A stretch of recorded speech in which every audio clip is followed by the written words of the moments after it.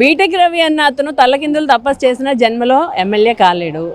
కాబట్టి జగన్మోహన్ రెడ్డి గారిని తిడితే తప్ప వాళ్ళ పార్టీలో వాళ్ళ నాయకుడు వాళ్ళని గుర్తించే స్థాయి లేదు.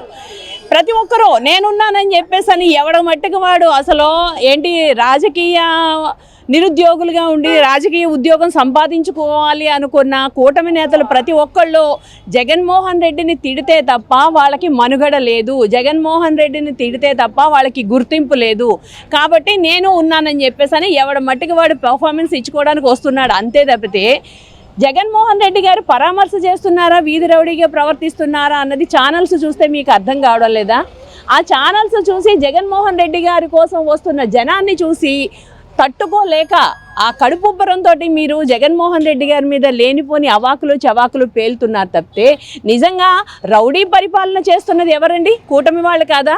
రెడ్ బుక్ రాజ్యాంగం అని చెప్పేసి అని రౌడీ పరిపాలన చేస్తున్నారు. రాష్ట్రాన్ని రావణ కాష్ట చేస్తున్నారు. మీరు ఎవరికి భద్రత కల్పిస్తున్నారండి? కూటమి వచ్చిన తర్వాత రైతులు సుఖంగా ఉన్నారా? వ్యాపారస్తులు హ్యాపీగా ఉన్నారా? మహిళలకి భద్రత ఉందా? మహిళా భద్రత పూర్తిగా గాలికి వదిలేసి ప్రతి ఒక్కడు ఆడో డిప్యూటీ సీఎం దగ్గర నుంచి డిప్యూటీ సీఎం కానీ మంత్రులు కానీ జగన్ జగన్ జగన్ వాళ్ళు మాట్లాడే 10 మాటల్లో 8 మాటలు జగన్మోహన్ రెడ్డి గారి గురించే ఉంటున్నారంటే మీరు ప్రతిపక్ష హోదా కూడా ఇవ్వకపోయినా ఒక ఎమ్మెల్యే అయిన పులివెందుల ఎమ్మెల్యే అని మీరు అంటున్న జగన్మోహన్ రెడ్డి గారిని చూస్తే మీరు ఎంత వణికిపోతున్నారో దీన్ని బట్టి అర్థమవుతుంది. అంటే మీ కూటమి వైఫల్యం ఇక్కడే కనిపిస్తుంది. మీరు ఏం చేస్తారో ఏం చేయగలరు అని చెప్పుకోలేని స్థాయిలో ఉన్నారు అంటే మీరు ఎంత దిగజారి రాజకీయాలు చేస్తున్నారో దీన్ని బట్టి అర్థమవుతుంది.